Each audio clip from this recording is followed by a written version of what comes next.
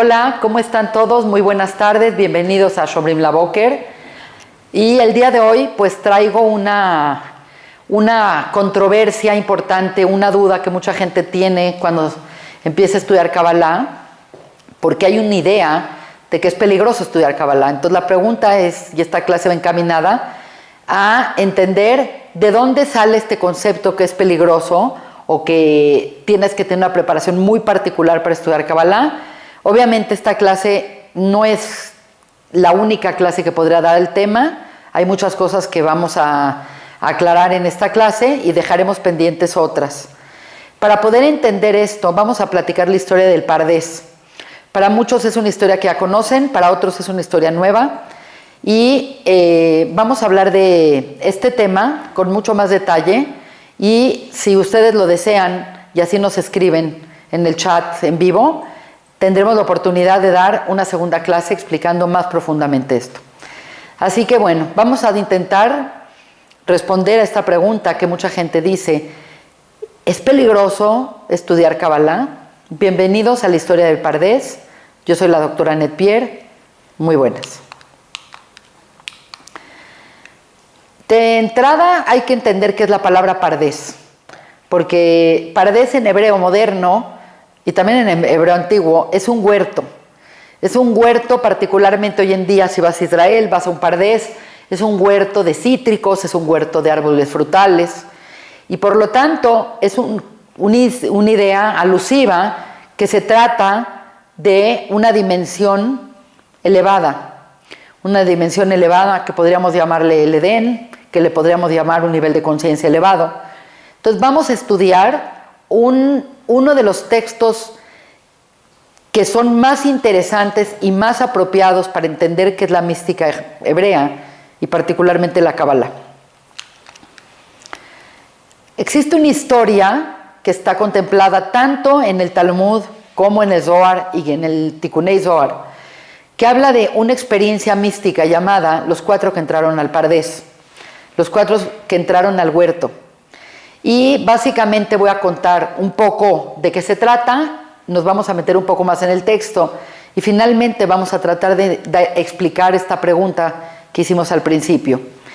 Como ustedes saben, Rashi, que es el exégeta más importante que tiene toda nuestra Torá, Rav Shlomo Yitzhaki, nos dice que realmente lo que es esta experiencia es que hubo un grupo de gente que consistían en 4 personas que trataron de elevar su nivel de conciencia, quiere decir, trataron de elevarse a los mundos superiores y por ende lo hicieron a través de usar los nombres de Dios. Quiere decir, a través de una experiencia mística que consistía en la meditación de los nombres de Dios, 4 sabios del pueblo de Israel de la época de los Tanaítas entraron a esta dimensión elevada y por lo tanto este es el método para entrar al Pardés, si es que entendemos que esto es el Pardés. Es importante mencionar que antes de hacer esta experiencia, el líder del grupo era Rabbi Akiva. Rabbi Akiva ben Yosef congregó a este grupo de gente, que eran 4, y les dijo: antes de que entremos a esta dimensión, es muy importante tener esta advertencia. Dice así: cuando vean piedras de mármol puro, no vayan a decir agua, agua, no vayan a decir maim, maim, porque el que dice cosas no ciertas en esta dimensión no puede estar frente a Dios. Entonces, esta es como el preámbulo a la experiencia que fue el Pardés, del cual vamos a hablar y vamos a regresar a esto, explicando qué significan estas palabras. En el Talmud, en Masejet Hagigah, en el tratado talmúdico de Hagigah, Daf 14b, se narra una historia que se llama los 4 que entraron al Pardés. Quiere decir, 4 personas, sabios, preparados, talmúdicos, que conocían perfectamente la halajá, la ley bíblica, entraron a lo que se llama el inner space, la dimensión interior, conocida como Pardés o huerto. ¿Quiénes son estas personas? La Torá, el Talmud nos dice que era Ben Azai, y hablan de Ben Azai y dicen: Ben Azai entró y murió. Y de él se dice Precioso en los ojos de Dios es la muerte de los justos. Es un Teilim. ¿Quién también participó en esta experiencia? Ben Zoma, el hijo de Zoma, dijo, él vio, entró a esta dimensión y enloqueció. Y de él se dice, si encuentras miel, come con moderación, si no, te empalagarás y vomitarás. Y esto sale en Mishlei, en Proverbios. Después entró Ager, conocido como Elisha ben Abuya, más bien Elisha ben Abuya conocido como Ager, y dicen que él entró y él cortó las amarras y se volvió herético. Y por último, Rabbi Akiva, el líder de la expedición, entró en paz y salió en paz. Por lo tanto, esta es una historia que nos abre al conocimiento de la Kabbalah, porque esta es una experiencia que está contemplada como una experiencia grupal de gente preparada, que entraron en esta dimensión y pues evidentemente les fue muy mal. Si tú te invitan a una fiesta y dicen, nada más uno le va a ir bien y a los otros 3 les va a ir terrible, uno se puede enloquecer, otro se va a morir, otro se va a volver herético, pues se ve que están entrando en una dimensión peligrosa. Y por ende, como es asociación la experiencia del Pardes con la experiencia mística, quizás es por esto que para mucha gente cuando hablamos de estudiar Kabbalah, pues dicen, cuidado, hay una historia que habla y que nos dice lo delicado que es entrar en estas aguas profundas. Por lo tanto, hay que entender un poco más, porque hay muchas cosas que decir al respecto. Y obviamente la pregunta primera es, ¿por qué querían entrar al Pardes? La pregunta es, bueno, ok, ¿quieres subir tu nivel de conciencia? ¿Quieres ir a un lugar superior que el mundo físico, que es últimamente el lugar más bajo de toda la creación? ¿Para qué entrar al Pardes? ¿Para qué entrar al huerto? ¿Para qué entrar a esta dimensión interior? ¿Para qué estudiar Kabbalah profundamente? Según los místicos hebreos, los cabalistas, dicen que lo que se intentaba hacer entrando al Pardes la intención era rectificar el Het de Adam HaRishon. Esto significa que lo que ellos deseaban hacer es subir al lugar en donde la acción de Adam HaRishon se desarrolló, que sabemos que Adam HaRishon no vivió en esta dimensión, sino que vivió en una dimensión superior, en el mundo yetzirático, en el mundo de Gan Eden. Y por lo tanto ellos querían regresar a ese lugar, que es interesante porque la palabra Gan Eden, en hebreo Eden significa el jardín del placer, pero Edna en arameo, que es el idioma hermano del hebreo, significa tiempo, jardín del tiempo.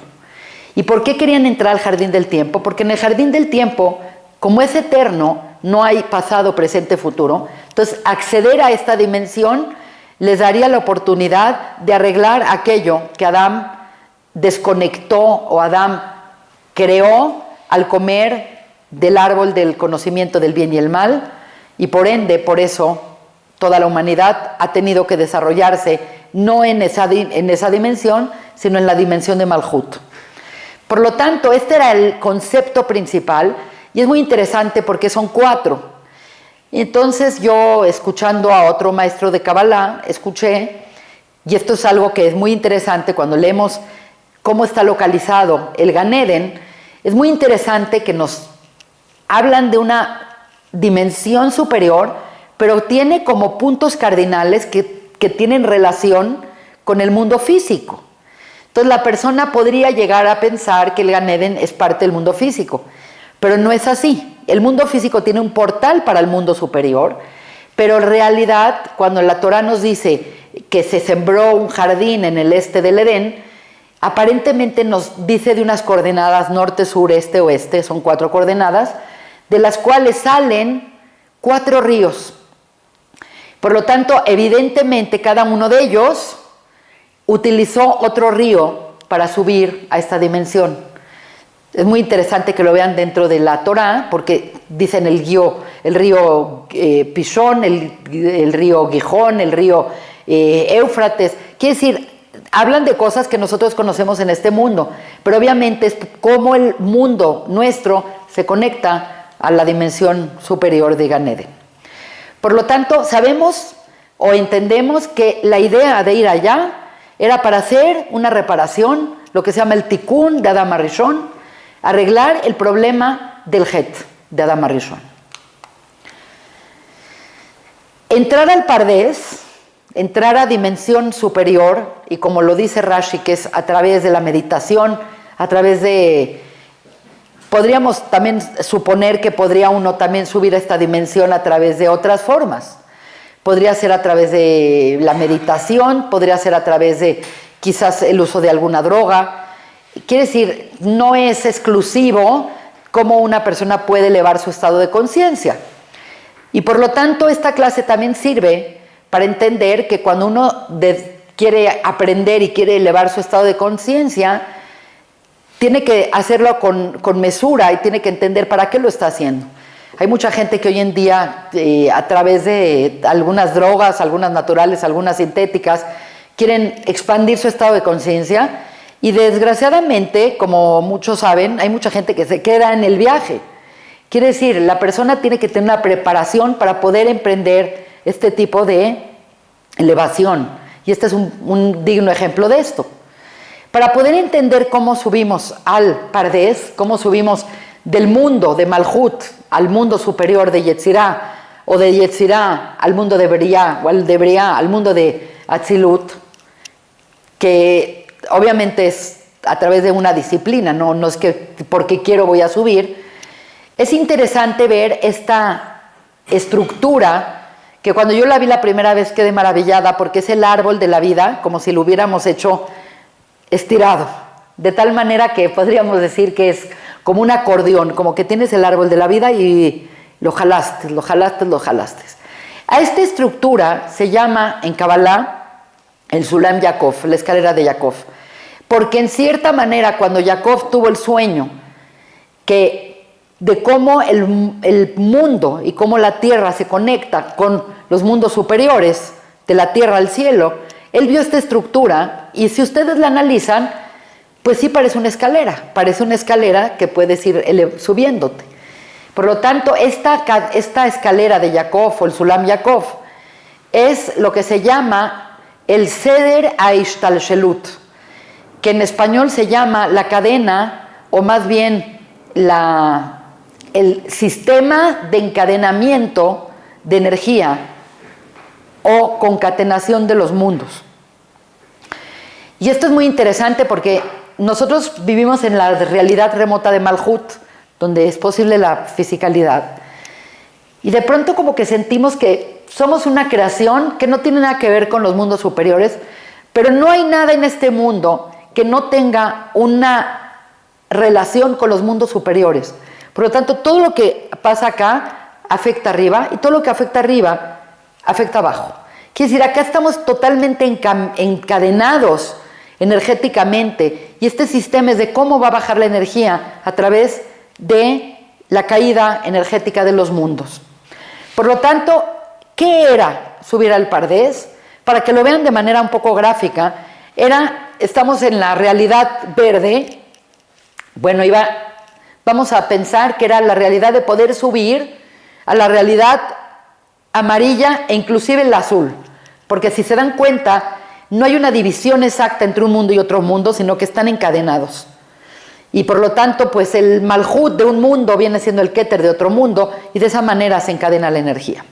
Por lo tanto, el deseo era subir a esta dimensión con un plan concreto de reparar el Het de Adam HaRishon, y cada uno se metió por un río diferente, cada uno entró a través de un estado de conciencia diferente, y es aquí donde hace mella el consejo o la advertencia de Rabbi Akiva, de que cuando vean una cosa, y ahorita vamos a explicar esto, cuando vean una cosa, no sean muy claros de lo que están viendo y no reinterpreten las cosas, porque en el mundo superior las cosas son lo que son. No es como en este mundo que puedes usar metáforas. En el mundo superior las piedras son piedras, el agua es agua, y es aquí donde tenían que ellos usar la advertencia. Ok, otra manera complementaria a lo que estamos hablando de entender qué es Pardes es que Pardes son las siglas de la palabra Pei, de la letra Pei, que es la P, como en castellano, la Reish, que es la R en castellano, la D, Dalet, que es la D en castellano, y la Samaj, que es la S en castellano. Y dicen nuestros Jajamim que es una forma de cómo se estudia la Torah. Y no nada más la Torah, sino que todo el conocimiento de la humanidad, todo el conocimiento, tiene que tener y puede tener acceso a estas dimensiones. La Pei, que es la primera, que es la P, viene a representar lo que se llama el Pshat. La palabra Pshat viene de Pashut, simple. Quiere decir, cuando una persona lee un texto, el significado del texto, lo que dice la narrativa, eso es el significado textual de las cosas. Por lo tanto, cuando leemos la Torah, nosotros leemos la Torah y leemos la historia de Abraham, de Isaac, de Jacob, que fueron acá, que fueron allá, que hubo la otra guerra, que se hicieron. Cada cosa que dice es verdad completamente en el Pshat, en el texto, pero al mismo tiempo el texto nos abre la posibilidad de entender otros niveles de entendimiento. Y lo mismo pasa con las artes y con la ingeniería y con la matemática y con todo. Lo que pasa es que en la Torah este sistema es un sistema que está muy bien documentado, que está muy bien estructurado y que los sabios lo usaron y lo organizaron de manera perfecta. Entonces la Pei, como dijimos, es el Pshat, que es lo textual. La Reish, que es la R, es Remes. La palabra Remes es un poco difícil de explicarla, pero es el sentido alusivo. Es como cuando lees una cosa y dices, me late que, ¿por qué está escrito de esta manera? Debe de ser que hay una información acá que no puedes aclarar exactamente qué es, pero ves una pista, ves un significado interesante que hay ahí y que tienes que adentrarte más. El Hasidut se basa mucho en Remes, nada más para que sepan.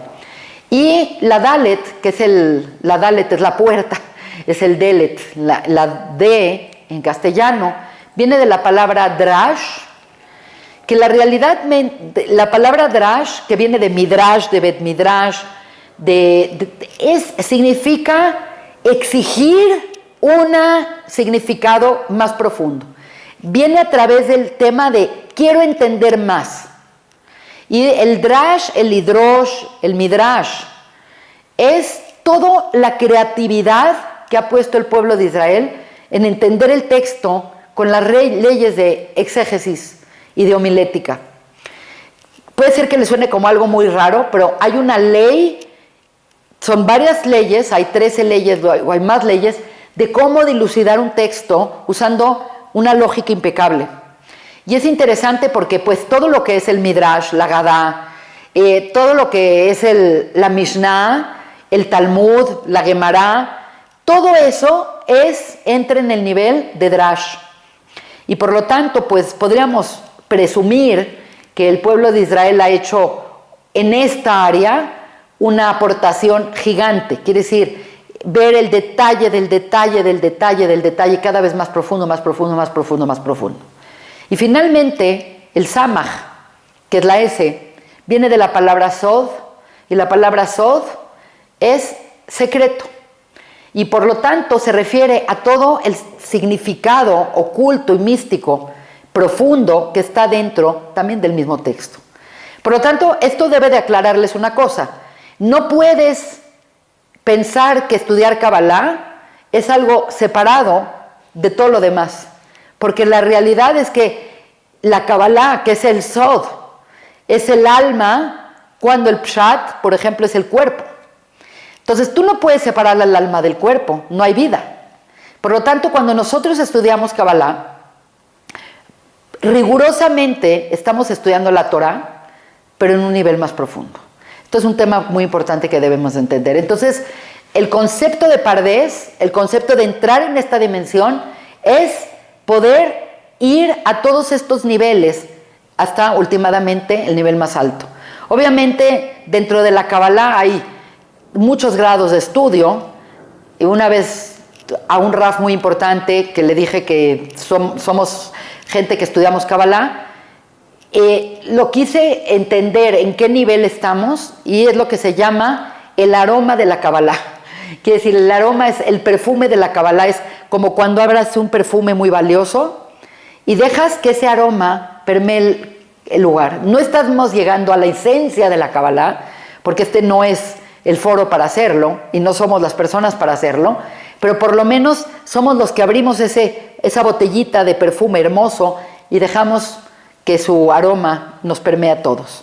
Por lo tanto, no hay ninguna contradicción con esto.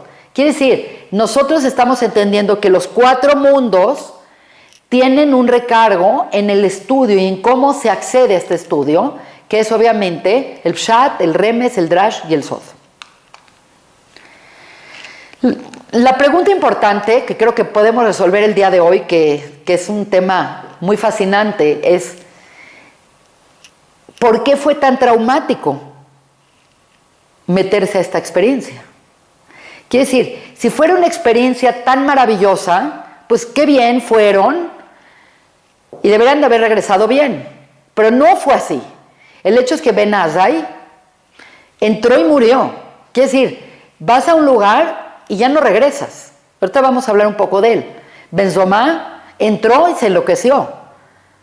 ¿Qué pasó? ¿Qué vio? ¿Qué sintió? ¿Qué pasó ahí en esta experiencia?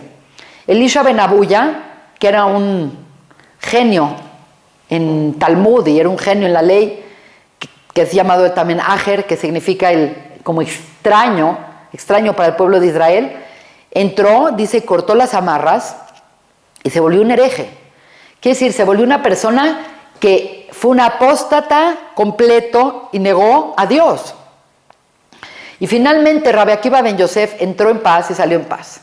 Entonces, esto de manera gráfica significa que 1/4 parte de la experiencia salió bien, aunque obviamente la experiencia en sí falló, porque a la hora de llegar ahí, tenían que hacer equipo, tenían que ir juntos y apoyarse en manera conjunta para hacer el tikún para lo que iban, pero el problema es que una vez que se elevaron, cada quien se distrajo por sus propios problemas internos o por sus propios deseos de conocimiento y pues la expedición al Pardes fue un desastre. Fue un desastre porque nada más Rabbi Akiva se recuperó de la experiencia y fue en paz, vino en paz y salió bien de toda esta experiencia. Quizás por eso es que mucha gente piensa que Kabbalah y el estudio de la Kabbalah, el estudio del Sod, puede ser peligroso.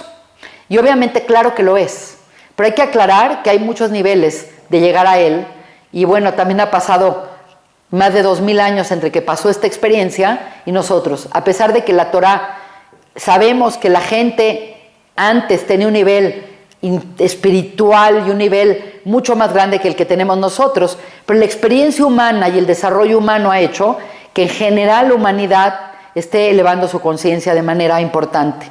Entonces, aunque suene paradójico, somos mucho menores que ellos en el sentido de grandeza interna, pero por otro lado hemos tenido toda la experiencia de 2000 años de ir pavimentando el camino para llegar al Sod con un camino bien trazado. Ok, acá voy a tener que ser un poco escueta porque podría acá dedicarme mucho tiempo a explicar qué fue lo que pasó. Entonces, este es un análisis que me parece muy interesante. Y básicamente, ¿por qué falló la expedición? ¿Por qué salieron tan mal? ¿Por qué la Torah no nos dice que agarró Rabbi Akiva a los tipos del mercado para subir al Pardes?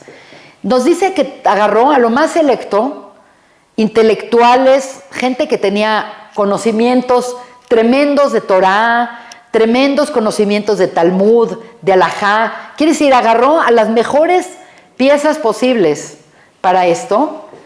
Entonces, el problema es qué pasó. Si eran gente tan preparada, si eran gente tan inteligente, ¿qué fue lo que pasó? ¿Por qué salió mal la cosa? Y obviamente este es un análisis personal que obviamente está con un recargo importante en algunos cabalistas, particularmente el Ramak, creo que va por este lado, Rav Moshe Cordovero, quien dice, vamos a entender un poco, y es interesante porque estas historias las conozco porque están en el Talmud, vamos a entender un poco quién es Ben Azai, quién es Ben Zoma, quién es Elisha Ben Abuya y quién es Rabbi Akiva, para entender por qué a uno le fue bien y a otro le fue mal. Entonces esto es muy interesante. De entrada, cuando vemos la palabra Ben Azai, el hijo de Azai, es como si yo vengo a esta clase y en vez de decir soy la doctora Annette Pierre, digo soy la hija de la señora Sonia. ¿Ustedes se quedarían a gusto de que yo me llame la hija de la señora tal? Claro que no, porque habla un poco de inmadurez. Una persona se tiene que presentar a su público, se tiene que presentar, debe de darse a conocer a la gente como yo soy tal, no soy el hijo de tal. Por lo tanto, el llamarse Ben Azai ya nos dice que estaba como muy ligado a su figura paterna. Quiere decir que puede ser un genio intelectual, y el hecho es que la Gemara habla mucho de él y de Ben Zoma y de Elisha Ben Abuya, hablan muy bien de ellos, pero nos están dando un remes, ahora sí valga que estamos usando esto, nos están dando una alusión de que quizás Ben Azai era un genio y sabía toda la Torá, pero a lo mejor había un elemento emocional no resuelto. Y el hecho es que la Gemara en Masejet Hagigah aborda este tema mucho más y nos dice que lo que le sucedió a Ben Azai es que él llegó a este lugar y dijo, wow, esto es lo máximo, esto es lo que yo quise llegar con todo mi estudio y con todo mi esfuerzo. Cabe mencionar que Ben Azai era el yerno de Rabbi Akiva, está casado con la hija de Rabbi Akiva. Y él dijo, yo ya estoy acá, ¿para qué bajo?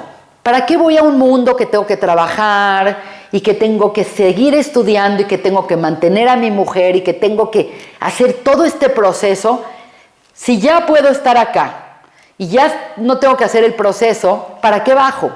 Quiere decir, él decidió completamente ya quedarse ahí porque le pareció la tierra muy difícil y muy aburrida y demasiado trabajosa para regresar a ella. Entonces, por eso cuando leímos de Ben Azai dice, murió, pero no murió como un pecador, sino que murió porque se acercó tanto a Dios que dijo, yo no me quiero separar. Prefiero nunca más volver acá, a la tierra, dejar a mi esposa, no tener hijos, no tener que trabajar, porque ya logré lo que quería. Lo que quería es acercarme a Dios y aquí me quedo yo. Ese es Ben Azai. Entonces aquí vemos un elemento que le faltaba aterrizarse al mundo, le faltaba entender que el hombre viene al mundo a trabajar. Adán viene al mundo a Mal Yulad, a hacer esfuerzo. Y él ya no quiso hacer esfuerzo. Dijo, no, ya me quedo acá, ¿para qué bajo? Ahora vamos a ver con Ben Zoma. Ben Zoma también es el hijo de Ben Zoma. Entonces, también podríamos decir que es el hijo de alguien. Quiere decir, hay un elemento que no es él solo, que hay un elemento donde él depende de su identidad de alguien más, de su padre, de la casa paterna. Entonces también es una indicación de que hay un elemento de emocionalidad que no está bien, a pesar de que es un genio y hay muchísimas Gemarot que están contempladas en su nombre. Quiere decir, nadie está hablando de la capacidad intelectual de estas personas, al contrario. Tan era su deseo de acercarse de Ben Azai a Dios que ahí se quedó. ¿Qué le pasó a Ben Zoma? A Ben Zoma le sucedió algo que nos puede suceder a todos nosotros. Todo esto, obviamente, lo tenemos que introyectar y entender dónde estamos nosotros. A Ben Zoma lo que le sucedió es que entró a un lugar que era como la cueva de las maravillas de Aladín. Si ustedes recuerdan, ¿qué es la cueva de las maravillas? Es un lugar donde todos los tesoros del mundo están ahí. Y entonces dijo, ¿qué agarro? ¿Qué me llevo? ¿Qué hago? Entonces empezó a agarrar acá, agarró un poquito de acá. Agarró tanto que cuando llegó al mundo físico, no supo integrarlo. Quiere decir, era tanto su sed, por eso dice, cuando veas miel, come con moderación, porque no vaya a ser que comes tanta que acabes vomitando. Él es lo que le pasó. Agarró tantas cosas que cuando llegó a esta dimensión, que es una dimensión fragmentada, que es una dimensión compleja, no pudo con tanto. Y por lo tanto quedó como, la locura es, no puedo integrar. La locura tiene que ver con la integración mental, con la integración con la realidad. No pudo con esa integración. Él es Ben Zoma. Elisha Ben Abuya, podríamos dar una clase de él, porque es una persona muy complicada, pero para ser un poco más resumidos, Elisha Ben Abuya, la realidad es que su papá lo indujo en el estudio de la Torá, porque el papá se maravilló de ver a unos rabinos estudiando Torá y dijo, yo quiero que mi hijo tenga este poder y esta luz. Quiere decir, el deseo del padre de Elisha Ben Abuya para que Elisha Ben Abuya fuese un Talmid Jajam fue un deseo un poco de egoísta, de decir, quiero que él estudie esto para que tenga este nivel, pero no fue, quiero que estudie esto para servir a Dios de manera correcta o para amar a Dios, sino había un elemento utilitario. Y en el Talmud nos cuentan muchísimas historias de Elisha Ben Abuya, y una de ellas nos cuentan que él era un verdadero amante de la cultura griega. Y obviamente tú dices, bueno, la cultura griega es maravillosa, ¿qué tiene de malo? El problema es que estaba muy influido por la cultura griega, con todos los antropomorfismos y con todo este entendimiento de la hiperracionalidad, y él estaba obsesionado en entender a Dios, y por lo tanto, cuando vio arriba y le quedó todo claro, él entendió que esta visión la podía implementar en este mundo, entonces que iba a entender cómo Dios maneja este mundo. Y no pudo ver eso. No pudo ver eso. Hay una escena que es parte de un libro importantísimo de la literatura de Milton, que cuentan que Elisha Ben Abuya vio en una ocasión a un padre diciéndole a su hijito que haga la mitzvah de Kan Tzipor, la de asustar a la madre del nido, del ave del nido, para que si alguien se va a agarrar los huevos o los polluelos, que la madre no sufra de ver que se están llevando sus polluelos. Es una mitzvah muy rara de la Torah que se llama Kan Tzipor, y es de las pocas mitzvot que tienen una recompensa. Dice, la persona que hace Kan Tzipor, la persona que hace esto, que quiere agarrar los huevos y arroja a la madre y asusta a la madre para agarrar los huevos, tiene prometida larga vida. Y él vio un padre mandando a un hijo chiquito, se subió al árbol a hacer esta mitzvah, y el hijo se cayó y se murió. Entonces, como él no entendió esta escena, porque dijo, ¿cómo? Si Dios dijo que iba a pasar esto, entonces yo no quiero saber de Dios. Entonces, por eso dicen de él que cortó las amarras. Quiere decir, cuando él vio que él en este mundo no iba a poder aplicar la lógica de los mundos superiores y entender a Dios, dijo, yo no quiero nada que ver con este Dios, y se salió y se volvió un hereje y un apóstata. Entonces, evidentemente, fue una experiencia muy dura. Y Akiva Ben Yosef, Rabbi Akiva, de él lo único que puedo decir de manera rápida es que fue una persona que toda su primera infancia fue completamente un analfabeta. Fue una persona que no sabía estudiar, que no sabía leer, que no sabía nada, pero era una persona extremadamente dedicada a su trabajo, noble y confiable. Y el tema es que él comenzó a estudiar Torah y se empezó a ilustrar a partir de los 40 años. Entonces, de ahí viene que la persona tiene que tener 40 años para estudiar Kabbalah. Pero obviamente, esto es por la historia, es para que ustedes rectifiquen la historia y entiendan de dónde vienen estos conceptos. El concepto de Rabbi Akiva Ben Yosef es que Rabbi Akiva dijo una grande frase, que es una frase que nos llega a todos, que dice, Amar Rabbi Akiva, Beafta lereja kamoja, Ze klal gadol la Torah, que esto es una cosa grande, quiere decir, él tenía la capacidad de ver los detalles más detallantes, las cosas más pequeñas, los fragmentos más chiquitos de la Torah, desde estudiar porque una letra tiene coronas y qué significa esto y el otro, y ver el todo. Tenía una disciplina y tenía una madurez que tiene una persona que ha pasado por un proceso tan grande, de ser pobre, trabajar para otra persona, tener toda la experiencia de ser una persona confiable, que ha trabajado, que lleva bien las cuentas, ponerse a estudiar porque quiere estudiar. Quiere decir, él hizo un proceso, como llamamos, un proceso largo, pero seguro. Y el hecho es que llegó a tener 24,000 alumnos, fue un grandísimo rabino, un tanaíta inmemorable.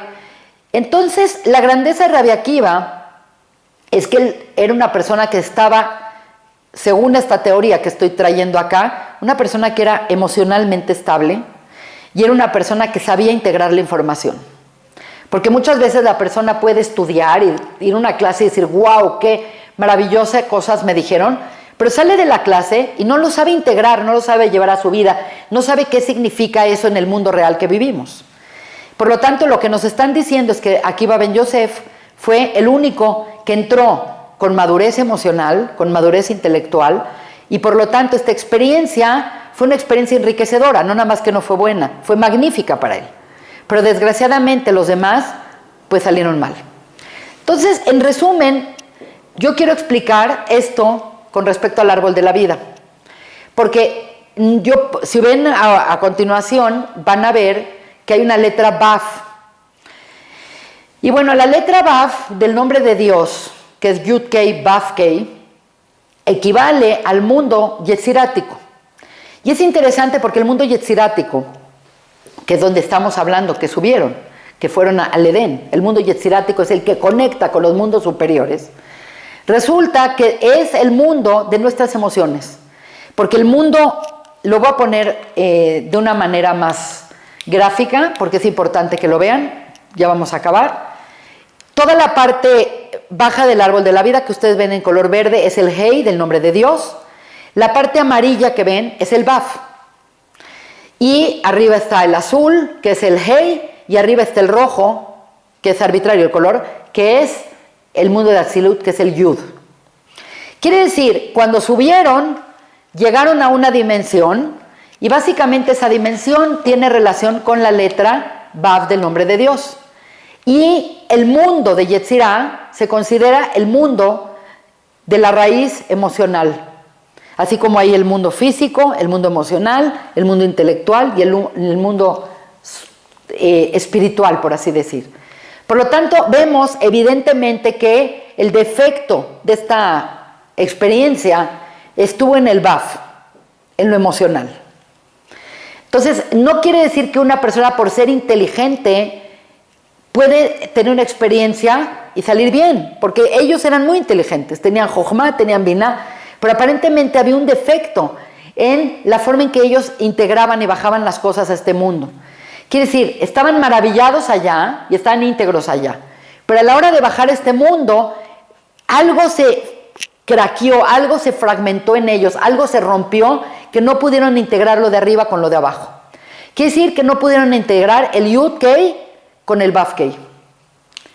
Entonces, ¿qué podría significar la advertencia de Rabbi Akiva cuando dijo, cuando suban arriba y vean piedras de mármol, no vayan a decir maim, maim, no vayan a decir agua, agua?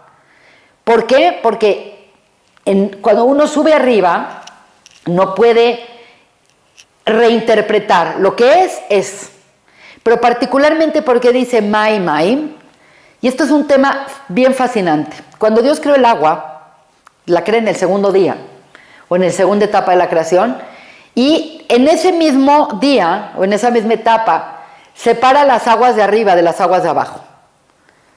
Las aguas de arriba, Shamaim, Baaretz. Quiere decir, separó aparentemente un mismo elemento, lo separó para que haya arriba y haya abajo, pero es el mismo elemento. Esto lo que significa es que cuando uno tiene estos accesos a los mundos superiores, a estas visiones, la persona puede pensar y puede entender que hay una fragmentación. Y la realidad es que no existe maim, maim. Es la misma maim, es la misma agua. Y esto significa que cuando Rabbi Akiva está diciendo, no vayan a decir maim, maim, significa que en el mundo que van a subir, ustedes no pueden tener el concepto de la dualidad. El concepto de la dualidad o la fragmentación es propia del mundo que vivimos. En los mundos superiores se entiende que todo es ejad, todo es una sola cosa. Por lo tanto, de cierta forma, Rabbi Akiva estaba advirtiéndolos de que se iban a exponer a una experiencia, pero que lo que hay arriba y lo que hay abajo es lo mismo, solo que en el mundo físico lo ves fragmentado y en el mundo de arriba lo ves unificado. Y por lo tanto, esta es el secreto de la letra Aleph. La letra Aleph, si ustedes la analizan, está constituida por un Yud arriba, un Yud abajo, que estos son Maim, y está la Baf en medio. La Baf es una letra muy interesante porque además de significar el Zeirampin, el mundo yetzirático, la Baf es la letra que une una cosa con la otra cosa. Por ejemplo, en hebreo se dice Anet ve Yoel, Anet y Yoel. Quiere decir, es como la Y que dices este y este, unificar. Entonces, evidentemente el secreto, esto lo dice el Zohar, el secreto de no entrar en este concepto de Maim, es el secreto del Aleph, que la Baf unifica las aguas de arriba y las aguas de abajo, sin decir que son dos aguas distintas. Quiere decir, el problema de subir al mundo superior y luego bajar es caer en el entendimiento de que puede haber una dualidad o una fragmentación en los mundos superiores. Y obviamente nosotros podemos decir que el secreto de Dios está en la letra Aleph, que es Ejat, Dios es uno. Esto a lo mejor es un poco redundante decirlo, pero la Yud es 10, la otra Yud es 10, son 20, y la Baf es 6, que es la gematria de Yud, Hei, Vaf, Hei. Quiere decir, todo el nombre de Dios está contenido en la palabra, en la letra Aleph. Y por lo tanto, la advertencia de Rabbi Akiva era, no puedes pensar cuando estés arriba en dualidad ni en fragmentación. Y evidentemente el defecto que hubo fue en la Baf. Vieron Maim y Maim, se fragmentaron, se dualizaron. Y básicamente el judaísmo es este pensamiento único de un monoteísmo completo, donde Hashem es Ejad, Ushemo Ejad. Y por lo tanto, pues, una importante lectura a esta clase, que creo que ya estoy terminando, es básicamente entender que cuando uno entra a estudiar espiritualidad, Kabbalah, se ve como muy atractivo, pero de pronto se expone a una luz muy, muy tremenda. Puse esta imagen porque uno cree que la oscuridad es mala y la luz es buena. La oscuridad es negativa y la luz es positiva.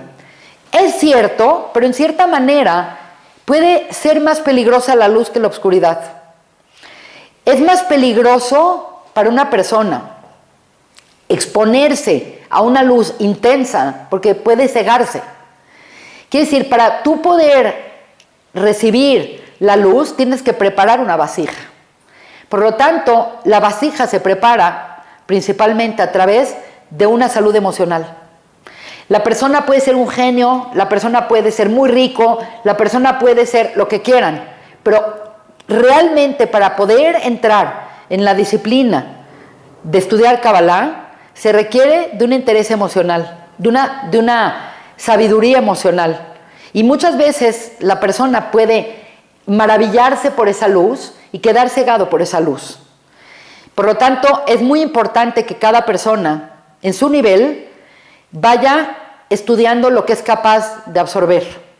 No es lo mismo para una persona ir a una clase de física cuántica, si es un ingeniero físico, que ir a una clase de física cuántica si eres una persona que cocinas pasteles.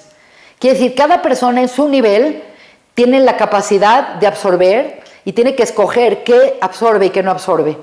No vaya a ser que tanta luz te cegue. Y esto es algo muy importante que tenemos que aprender. Por lo tanto, pues, yo les dejo a ustedes como una tarea que piensen si es peligroso o no es peligroso. Y esta es una cosa que ustedes mismos se van a responder a sí mismos. ¿Qué tanto de esto me sirve? ¿Qué tanto de esto me sirve para no juzgar al otro, sino para transformarme a mí, para refinarme a mí? Y si es así, pues estás formando una vasija muy buena. Y conforme vas aprendiendo, vas aumentando tu capacidad de recibir esa luz. Pero si expones a una vasija muy pequeña mucha luz, la puedes reventar. Por lo tanto, pues yo creo que esto nos va a dejar un tema importante del cual debemos de pensar, debemos de analizar, y pues cada uno de nosotros llegaremos a una buena interpretación a esta pregunta. No sin antes mencionarles que la ayuda que ustedes aportan a este canal es sumamente importante. Sí. Te quisiera comentar, me están preguntando que si vas a dar la segunda clase, ¿cuándo la darías? Pues si les parece muy fascinante el tema, pues la próxima, en 2 semanas, cuando me vuelva a tocar. Creo que es bueno. ¿Qué otra cosa, Joel? Sí, tienes una pregunta de Benjamín Guzmán. La conciencia y la vasija, ¿cómo se relacionan desde el punto de vista de la Kabbalah? Lo que pasa es que todo es luz, pero cuando la luz se materializa, pues se vuelve la vasija.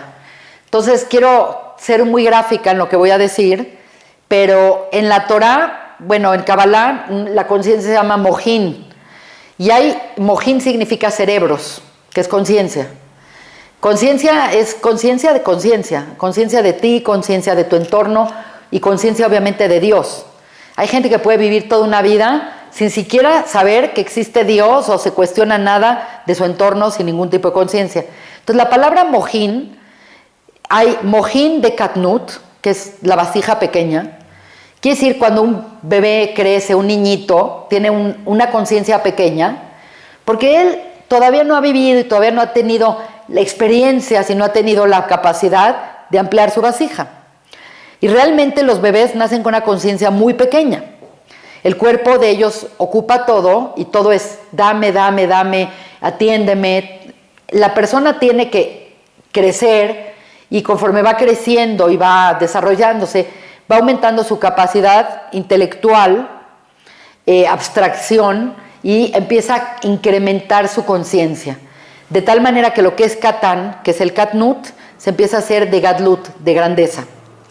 Por lo tanto, la conciencia, mucha gente dice, bueno, ¿qué es la conciencia? La conciencia es, como dice, aunque suene redundante, es tener conciencia de ti, de tu entorno, de otras personas, del mundo y de Dios.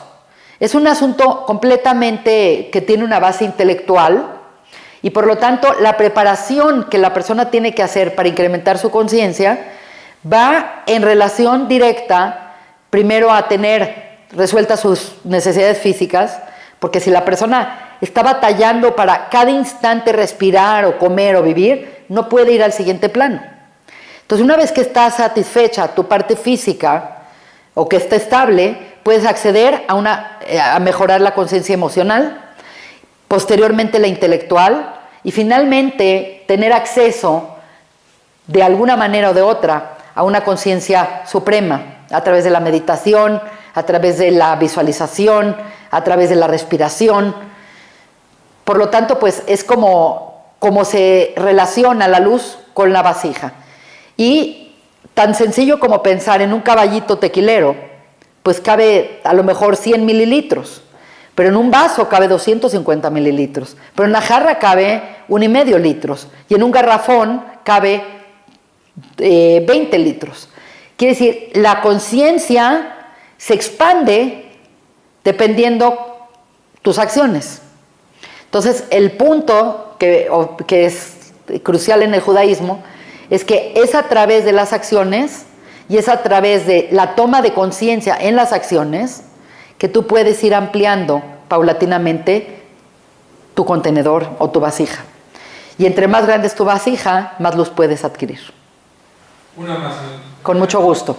Cecilia Arias dice que ella tiene una duda, pues desde que comenzó a estudiar Kabbalah, todo se le ha complicado un poquito en su vida y ella ha estado estudiando por 6 o 7 años y ya no sabe si seguir o pausar.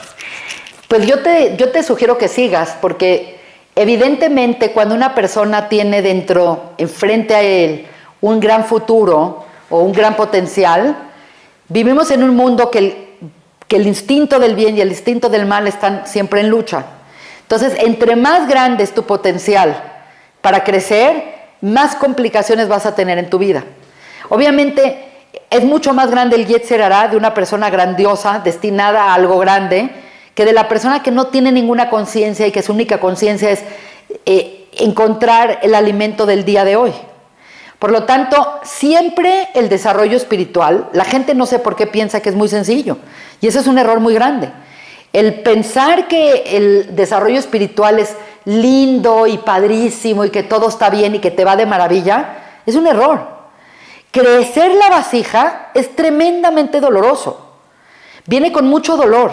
Es como cuando una persona va a hacer psicoanálisis, se los digo porque es mi pan de cada día. La persona no va al psicoanálisis a sentirse bien, la persona va al psicoanálisis y se mete en las entrañas de su mente, que a veces hay recuerdos y cosas muy dolorosas, y esto nos permite eventualmente airear esas áreas y crecer. Entonces, no eres la primera persona que me lo dice, que el camino espiritual es un camino difícil, un camino muy, muy difícil, pero no por eso no es satisfactorio. Quiere decir, hay un elemento de sufrimiento, pero también hay un elemento de mucha satisfacción, de acercarte cada vez más a una verdad y a un sentido de tu vida, y a entender que tu vida tiene sentido y que estás yendo en el camino correcto. Así que en mi opinión, como maestra y como persona y como doctora, es que 100% sigas adelante.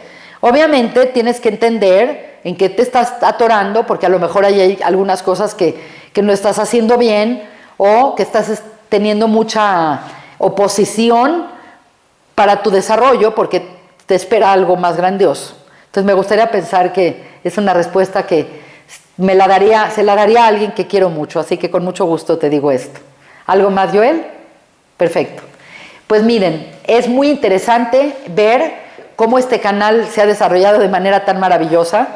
Yo soy una invitada, yo no soy de las fundadoras y verdaderamente estoy fascinada con lo que se ofrece en Shomrim La Boker, y en gran manera ustedes están creando una vasija a través de sus donaciones, a través de su interés, a través de sus suscripciones. Es muy importante para nosotros agradecerles y decirles que sí es y sí hace una diferencia sus aportaciones. Sus aportaciones son importantes y valiosas para nosotros, y obviamente cada uno que nos ayude también está ayudando a transmitir este conocimiento, que es un conocimiento muy valioso que pues llegó su momento de ser revelado.